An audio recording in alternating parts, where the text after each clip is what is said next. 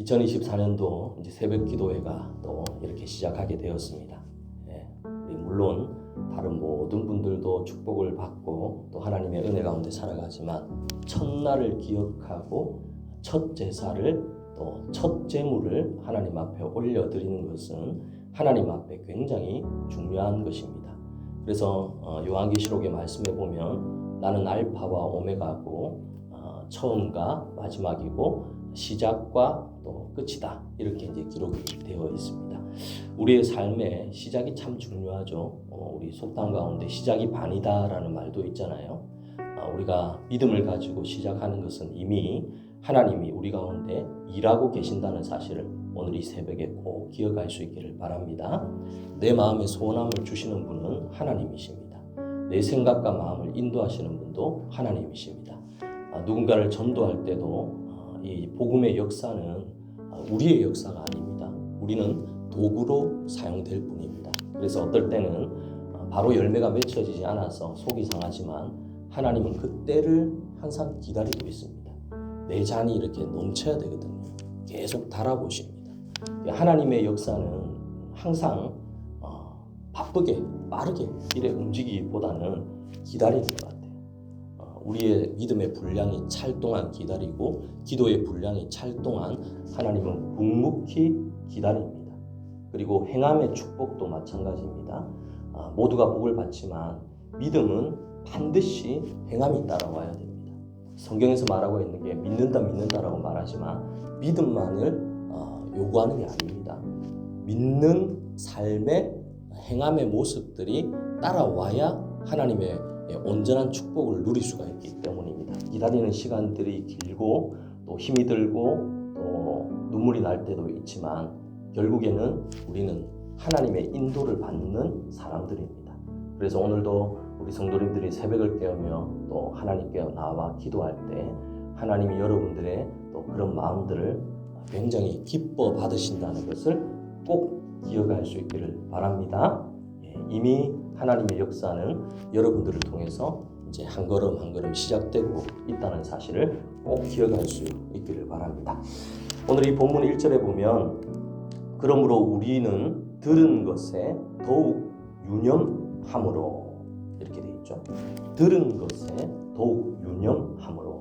이 히브리서가 쓰여질 당시에 이 히브리서는요 저자가 이렇게 밝혀지지 않고 있습니다. 이 히브리서가 쓰여질 당시에 이제 드디어 이제 로마의 이제 이 박해가 시작될 시점이었거든요. 그래서 그때 당시에 유대교를 믿고 있던 분들이 예수님으로 이렇게 종교를 개종하는 가운데 핍박이 들어오니까 다시 유대교로 돌아가려고 하는 사람들이 있던 찰나에 이 히브리서 기자가 오늘 이 본문의 말씀을 기록하고 있습니다.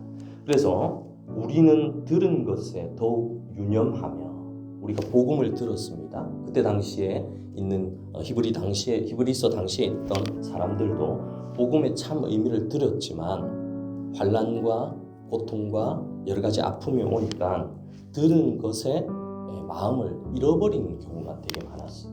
그래서 오늘 이 본문에 보면 히브리서 기자는 들은 것에 더욱 유념함으로써 우리의 마음을 다스리도록 이렇게 말씀을 하고 있습니다. 이후의 말씀 보면 우리가 흘러 떠내려 가지 않도록 함이 마땅하니라. 물론 우리가 처음에 하나님께서 우리에게 믿음을 주지만 그 믿음을 잘 지키고 말씀대로 살아가는 것이 바로 우리의 책임이라는 것입니다. 그래서 우리가 흘러 떠내려 가지 않도록 유념하며 들은 말씀을 되새김질해라, 이 말씀입니다. 우리가 받은 구원은요 굉장히 귀한 것입니다. 이 사실을 모르는 사람은 세상의 것과 이 구원을 바꿀 수 있다 생각하는데 절대 그렇지 않습니다. 절대 그렇지 않습니다. 이 구원의 은혜는 아무에게나 하나님이 주는 것이 아니기 때문입니다. 우리가 받은 이 구원이 굉장히 귀하거든요. 이 귀한 구원의 은혜를 알지 못하는 사람은 하나님을 이렇게 정말로 존귀한 자로 대할 수가 없습니다. 그때 당시에 히브리서 당시에 복음을 받아들였던 사람들이 이 큰 구원의 은혜를 오늘 이 3절에 보면 이렇게 되어 있습니다. 우리가 이같이 큰 구원을 등한히 여기면 뭐 물론 히브리서 당시에도 있지만 오늘날도 그렇잖아요. 우리가 하나님으로 받은 이 구원의 은혜를 계속 되새김질해야 됩니다. 예, 이제 특별히 목회자는 더 그런 것 같아요. 하나님이 베풀어 주신 그 구원의 은혜를 계속 되새김질해야 그 은혜로 살아갈 수가 있습니다. 내가 아무리 힘들고 어려운 일을 만나도 나를 구원해 주신 그 십자가의 그 은혜를 기억하고 살아가는 것이 우리 삶에 있어서 너무나 중요합니다. 이것이 뿌리를 내리고 이것이 내 삶의 일부가 안 되면 조금만 바람이 불면 우리 입술에서 뭐가 나옵니까? 원망이 나오고 불평이 나오는 거예요. 세상에 가치를 두고 살아가는 사람들은 조금만 안 되면 다 막 원망이고 불평이고, 왜 그러냐 하면요, 믿음의 뿌리를 깊이 내리지 못했기 때문입니다. 근데 저도 한번 돌아보니까 그렇더라고요. 예수님을 처음 믿고 또 하나님에 대한 그 존재를 처음 알았을 때는 믿음이 굉장히 얇아서 조금만 힘들면 막 화내고 분노하고 막 원망하고 본인이 잘못해놓은 건 다 하나님 책임이라고 매일 하나님 책임지라 하면서 막. 근데 이 세월들을 지나고 보니까 다 내 잘못이더라고요. 내 잘못. 내가 말씀대로 살지 않았죠. 늘 주일날 오면은 하나님께서 주시는 반복되는 말씀 들으면서도 계속 거부하며 살아요. 그러니 하나님이 베풀어 주신 그 구원의 은혜를 등한히 여기면 어찌 그 봉을 피하리요, 이렇게 되어 있습니다. 이 봉을 피하리요라는 이 말은 무슨 말이냐면요, 구약 당시에는, 지금은 우리가 지금 은혜 가운데 살아가요. 구약 당시에 여러분들이 시간을 거슬러 돌아가면요, 지금 구약 때는 그 살아가는 삶의 이 모습을 통해 하나님이 철저하게 보응을 하셨어요. 이 말이 무슨 말이냐면, 말씀대로 살지 않는 사람들에게는 하나님께서 엄하게 벌하는 사건들이 구약에서 굉장히 많이 일어나거든요. 하나님 앞에 드려야 할 마땅한 제사를 소홀히 하거나 아니면 그냥 모른 척하고 지나가거나 하면 그 즉시로 하나님의 보응이 임했던 것입니다. 근데 오늘날은 무엇입니까? 우리는 사실 하나님의 그 존재에 대해서 이만한 가치로 우리가 받아들이고 믿지 않잖아요. 그리고 또 사실은 이렇게 가르치기가 되게 힘듭니다. 정상적인 하나님의 말씀대로 신앙생활하고 믿어야 될 것을 가르쳐야 되는데 사람들이 이 말을 듣기 싫어하는 거예요. 나는 바쁘다. 내 뜻대로 살아가겠다. 소위 말하면 예배 드리고 있는데도 시간이 막 전화가 오고 막 약속이 있으면 예배 중에도 나가버려요. 구약 때 같으면 어떻게 되냐? 바로 어떻게 보면 즉사할 수도 있고 그런 겁니다.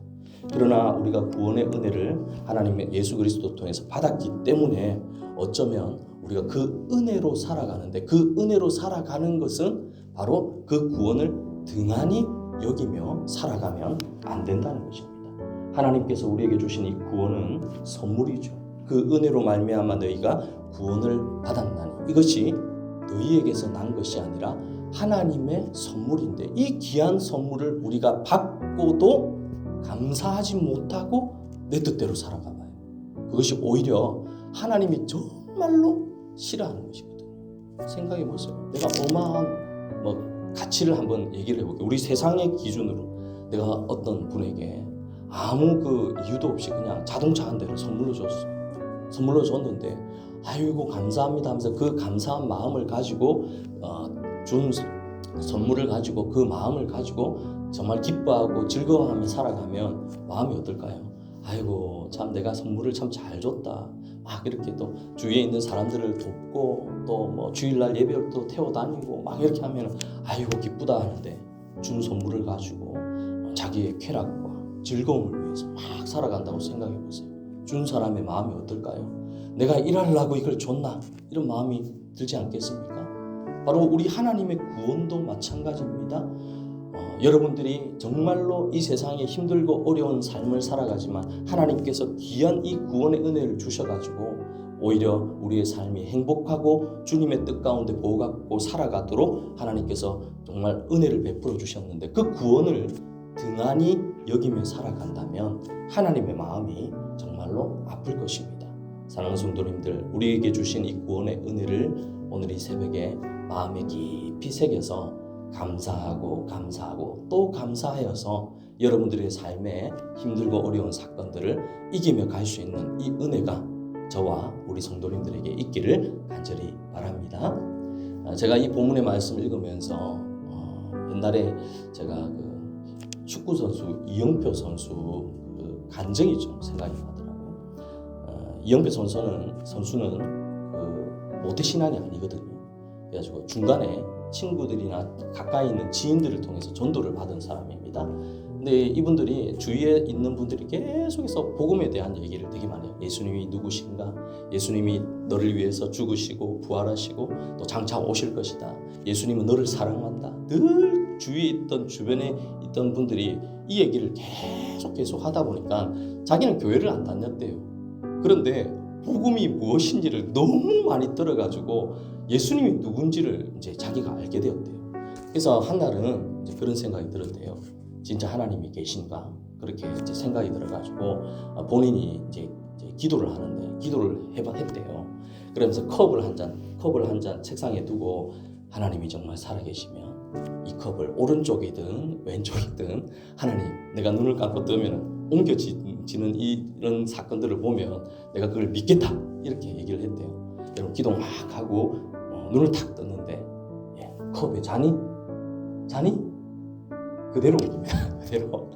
다시 기도를 했대요. 하나님 아니면 조금이라도 이 잔이 공중으로 떴다가 딱 이렇게 내려갔으면 좋겠다고 그렇게 또 간절히 기도를 했대요. 그리고 나서 갑자기 눈을 탁 떴는데 컵이 그대로 옵니다. 그래가지고 하나님의 능력이 없구나. 그런데 거기서 이제 무슨 깨달음을 얻었냐 하면 진짜 하나님이 살아계시다면 나는 하나님을 믿지 않고 예수님을 믿지 않는데 나의 이 마음과 생각을 한번 바꿔보십시오 했는데 그 기도를 함과 동시에 그때부터 하나님의 존재가 자기의 마음에 싹 들어와 버렸대요. 그 계기로 교회를 나가기 시작했다고 합니다. 그런데 하나님의 이 구원의 은혜는요 굉장히 자기도 이제 이영표 선수도 그래요. 내가 하나님을 믿을 줄 몰랐대요. 근데 말 한마디 진짜 하나님이 살아계시다면 내 마음과 생각을 한번 바꿔달라고. 나는 본 적도 없고 내가 예수님이 2000년 전에 나를 위해 죽었다는 거 이 사건이 내 마음으로 믿어지지 않는데 그걸 어떻게 믿냐 그렇게 얘기를 했더니 하나님 내 마음과 생각을 한번 하나님 살아계시면 바꿔달라고 하니까 그때부터 하나님께서 이 마음과 생각을 바꿔주셔가지고 교회를 나가기 시작하고 지금은요 정말로 연예계인들 중에서 이제 복음의 전도의 사명을 감당하며 살아가고 있다. 지금도 그때를 생각하면 본인에게 받은 그 구원의 은혜가 너무 감사해가지고 그 은혜를 나만 간직하고 살아가는 게 아니라 주변에 믿지 않는 축구 선수들에게 자기의 그 복음의 그 귀한 은혜를 본인이 가지고 있는 모든 재능과 재물을 통해 가지고 복음을 전하는 일에 근데 그렇게 살아가는 삶이 이전에 내가 그렇게 누려왔던 모든 삶하고는 완전히 다른 삶이에요. 너무 기쁘고 즐겁대요. 남을 위해서 복음을 전하고 그들에게 내가 사용되는 재물과 내 재능이 얼마나 하나님이 기뻐하는가를 내 마음과 생각이 기뻐하니까 어떨 때는 본인이 복음을 전하면서 공중에서 하늘을 날고 있다는 생각이 들 정도라고 합니다. 사랑하는 성도님들, 우리가 받은 이 구원이 정말로 시시한 것 아닙니다. 남들에게 아무나 주는 게 아니라 여러분들이 너무나 하나님께서 여러분들을 사랑하셔가지고 이 구원의 특별한 은혜를 주신 것입니다. 지금 여러분들 아무리 로마의 이 군대들이 와가지고 막 칼을 들이대도요 예수님을 믿는 이 믿음은 여러분 이제 지울 수가 없습니다. 왜냐하면 하나님이 내 마음에 새겨놨거든요.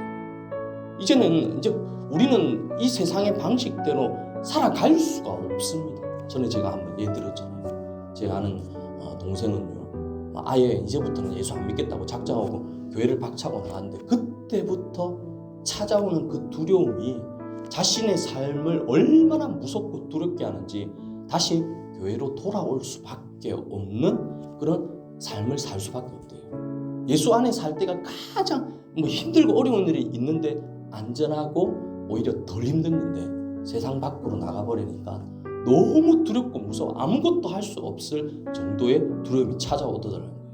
왜일까요? 구원의 씨앗을 내게 주셨기 때문입니다. 근데 이 구원의 씨앗과 구원의 은혜는 전적인 하나님의 은혜입니다. 그래서 우리가 오늘도 우리가 받은 이 구원을 등한히 여기지 말고 오늘 2024년도 새벽 기도를 시작하는 여러분들에게 주님 감사합니다. 내게 베풀어 주신 이 구원의 은혜를 내 마음 가운데 계속 되새겨서 오늘 여러분들이 하루를 살아가는 이 하루가 하나님의 구원의 은혜로 인하여 기뻐하고 행복해하며 즐거워하는 오늘 하루가 되기를 예수님 이름으로 축원드립니다. 아멘.